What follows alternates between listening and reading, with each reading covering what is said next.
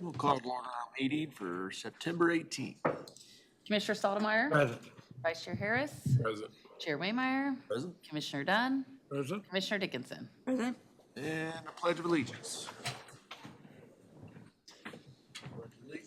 To the flag of the United States of America and to the republic for which it stands, one nation, under God, indivisible, with liberty and justice for all.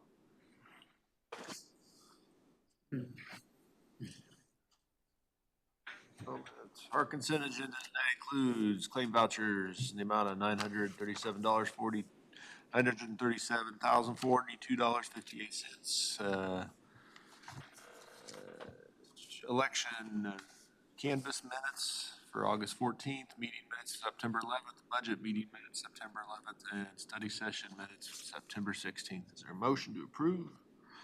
Motion approved. Second. Commissioner Stottlemyre. Yes. Commissioner Harris. Yes. Commissioner Dunn. Yes. Commissioner Dickinson. Yes. Chair Waymeyer. Yes. Now to items of business, first of which is the Community Corrections year-end adult outcomes. Good morning. Good morning, Commissioners. The first item we have for you is the approval of our fiscal year 2024 adult year-end outcomes. This is what we reviewed Monday at the study session. This report has already been approved by the advisory board and requires your approval before we submit this to the Kansas Department of Corrections, but I'm happy to stand for any questions you all might have before you do so. Anything come up between Monday somebody needs to ask about? Now is there a motion to approve? Motion approved. Second. Commissioner Harris. Yes. Commissioner Dunn. Yes. Commissioner Dickinson. Yes. Commissioner Stottlemyre. Yes. Chair Waymeyer. Yes. Item 2 is the juvenile outcomes year-end report. Indeed, this is the second item, the approval of the fiscal year 24 juvenile year-end outcomes. Same thing as the adult. I do want to add some additional information that Commissioner Dunn asked about on Monday. In fiscal year 24, we had 99 male youth that we did intakes on, and 87 female youth. The referrals for services for both of those populations were pretty similar, 136 for males and 127 for females. On the male side, 36 of those referrals, or 36%, were to DCF, compared to 54% on the female side. So there is some discrepancy there. You asked about the male-female differences, and I think that was one that we saw. The reason for that is probably that female youth that come through are more likely coming through juvenile intake for runaway type issues. And so we make referrals to DCF for reasons like that. Referrals to mental health were pretty similar between the two populations, 42% for male and 40% for female. And then as far as referrals to our diversion program, that was 26% for male and 20% for female. So pretty similar on the two populations, but I thought I'd provide that information for you as well since you asked for it. But I'm happy to stand for any other questions you all might have on the juvenile year-end outcomes. Motion to approve the report? Motion to approve. Second. Commissioner Dunn.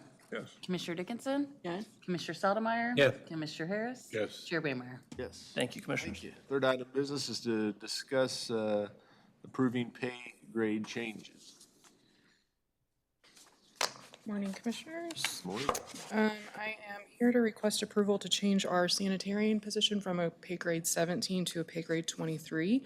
It has been historically in a grade 17. However, when we had to hire for this position a few years ago, it became pretty apparent this is a very nuanced skill set, very specific knowledge base that somebody needs to have. And we felt that it would be more appropriate to put it in the same pay grade as our building official position. This doesn't have any immediate budget implications. We're not giving a raise to our current sanitarian. It just gives him the ability to continue to get COLAs and merits and not get lump sum increases. I'm happy to answer any other questions you have. Sense. All right, is there a motion to approve revising the county's pay plan by moving the sanitarian position to grade 23 effective September 21 of this year? So moved. Second. Commissioner Dickinson? Yes. Commissioner Stottlemyre? Yeah. Commissioner Harris? Yes. Commissioner Dunn? Yes. Chair Waymeyer? Yes. Thank you. Fourth item of business, we have some neighborhood revitalization properties to consider entering the program. Commissioners, the neighborhood revitalization properties that are before you today have been reviewed by the Neighborhood Revitalization Committee. As you know, neighborhood revitalization projects have to be submitted before the beginning of the project. Then they're reviewed all throughout the project and the building permit process. And once complete and a final appraisal is done, then final assessment is made whether it enters the program. These meet all the preliminary criteria for the neighborhood revitalization program, and pending their final approval and appropriate appraisal on the property, then they would be approved to go in the program. So these are here before you to receive approval pending all the project is complete, each project is completed and meets all the criteria, and then they would be entered into the program. All right. Happy to see folks still building. Yeah. Is there a motion to approve the proposed properties into the neighborhood revitalization program as each meets the program requirements? All right, Roy? Is there a second? Second. Thank you, Ian. Commissioner Stottlemyre? Yes. Commissioner Harris? Yes. Commissioner Dunn? Yes. Commissioner Dickinson? Yes. Chair Waymeyer? Yes, now the staff reports. Derek? Nothing cool. I have nothing today. All right. Pat? Paul? Yay.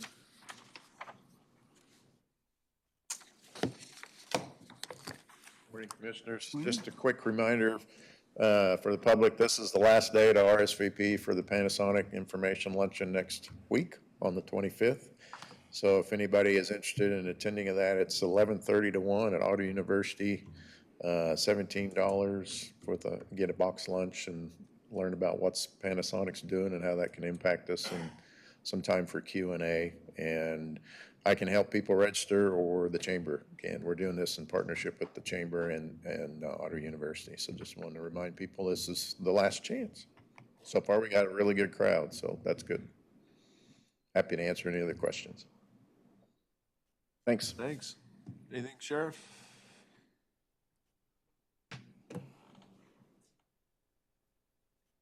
Morning.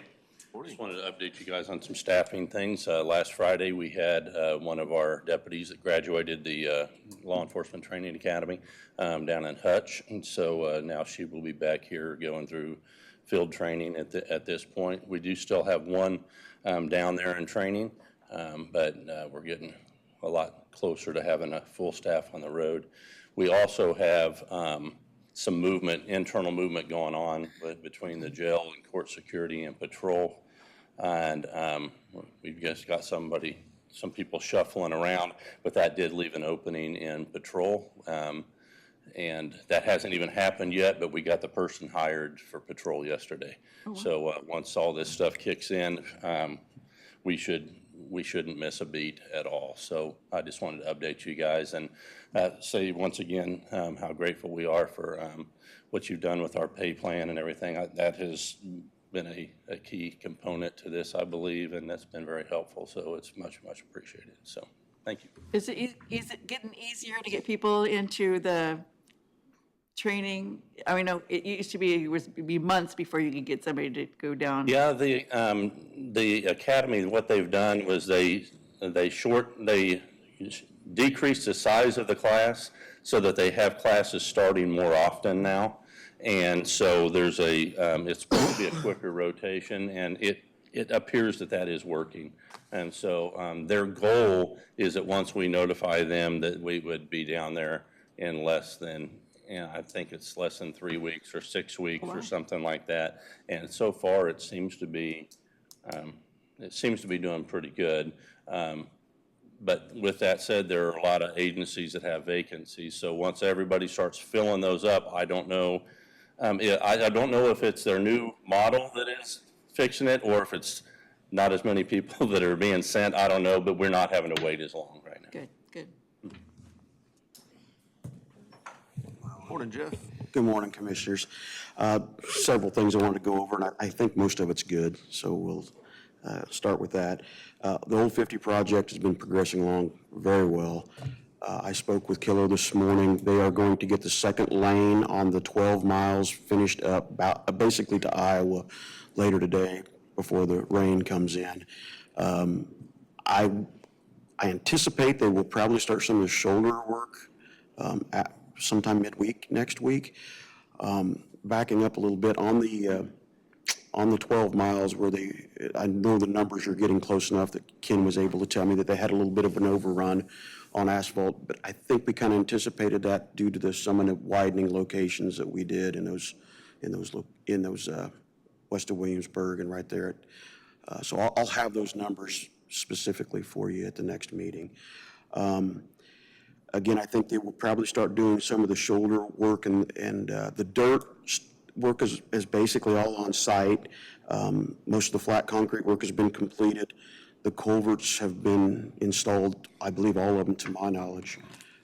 So we're really just to the point where they're going to be doing the shoulder work. That is going to be a slow, tedious process. If that area can be avoided, working right up on the roadway, that's probably going to be to the best benefit of the public and the people that are out there. Once they get that done, realistically, it shouldn't take too long to lay out the asphalt. They've got two aprons that they're going to take care of us for us. And I think we talked that before, one right there at Louisiana, the other one at Rock Creek. I will probably have our staff pull up the shoulders on the 12 miles before the paint comes in. If we have time to do that, we have been extremely busy throughout this process. We have also done a lot of the work off-road right away at the same time Killer was doing the culverts. So we have done our fair share out there and worked together with them. It's been a good experience, I think, for everybody involved. The only thing else I can think of is we do have 2 employees that will be leaving. Sharon Johnson, who has been with the county, she's retiring again. Her last day will be Friday, and I want to thank Sharon for the work that she has done for us. And I told her yesterday that if she comes back the third time's the charm, we're going to keep her. But hopefully she's got some things to take care of, and I think she's got some trips to take, and then she's going to maybe come back and talk to us again, but she'll be gone for a while anyway. And then the other one that is leaving is Josh Hayes. Josh has worked for us for a few years. The last thing that the last responsibility he had for us was sign work in the west half of the county. And I want to wish Josh well and appreciate his service to the community. So we will have some openings in the near future, and I'll be posting that online just as quickly as possible. I think that's all I have, if you have any questions for me. I always know when Sharon goes by my house because she always honks. Yeah, that's Sharon. Yeah. So, thank you. Thank you. Commissioners, Don? No meetings, but I think we need to cancel the rain for this weekend. Yeah, would you? We will move it on. Yeah. We'll put a moratorium on rain this Saturday and Sunday, move it into next week. We need it. It's too bad that we really Give it need it. another day or two out there. That's all I got. Yesterday, I went to the Chamber Coffee at Westminster Presbyterian Church to welcome the new minister over there. He joined the chamber. It was a good little snack for breakfast yesterday morning. The city of Ottawa continues to work on the TIF district for the new car dealerships on 23rd Street. The first one took a little longer to get done than they anticipated, so they had to kind of move out that all the things that they were doing there. But the second one looks like it's going to go in a little faster than. But it was like 1 week I went down the highway and it was a big parking lot, and the next week I went down and it's full of cars, and it's like, oh wow, this is really happening, so it's exciting what you got happening. I went to the Chamber Coffee on Friday at GSSB Bank. They introduced their new bank manager. Yesterday I went to the meeting for the Area Agency on Aging, And I really like the new director that they have. She, instead of coming and saying, we need more money, she is actively working on ways to figure out new and different ways to provide services with the funds that they have. That being said, they are with everybody else in the world that to be able to hire new help, you just can't hire for what you were paying the last person. So they're dealing with all of that too, trying to maintain a good, healthy staff and still being able to use the money that they have. Anyway, so they're working on it. My last thing is, if you are not registered to vote, shame on you. But we will give them the benefit of doubt that maybe they've moved to a new county or a new state. And so I'm going to let Janet tell us how long you have and if you need to make changes in your registration or you need to register to vote. Yeah, I should have 15th? mentioned that yesterday was National Voter Saw that on the news, Registration that's why I Day. was like, Yeah, and yeah, let's I was out at West Franklin School registering, helping the kids know what their options were, helping the ones that were 18 register to vote. So I'm going to be visiting Central Heights soon to help all of those folks out there. Okay, so you have until the 15th of October to update your voter registration. You can do that online very easily. You just need your driver's license or state ID to use your number for that, to do it online. It's a secure website through the Kansas Department of Revenue. It goes into the statewide system and comes right to my office. So quick and easy. It takes less than 2 minutes to do it. If you don't have a driver's license or a state ID, if you've just moved here and you haven't got yours yet, you can do it on paper in my office, or if you need a form at your house, give me a call. We'll mail you one to your house. We're happy to help however we can get you registered to vote. It's easier for us if you take care of it now than if you try to do it later and it's too late. So take care of your voter registration. Okay, cool. The new minister's Darren Story over there at Westminster. Tonight's the Farm Bureau Legislative Dinner, if you signed up to go to that. And with that, look for a motion to adjourn. So moved. Second. Second. All right, all in favor? Aye.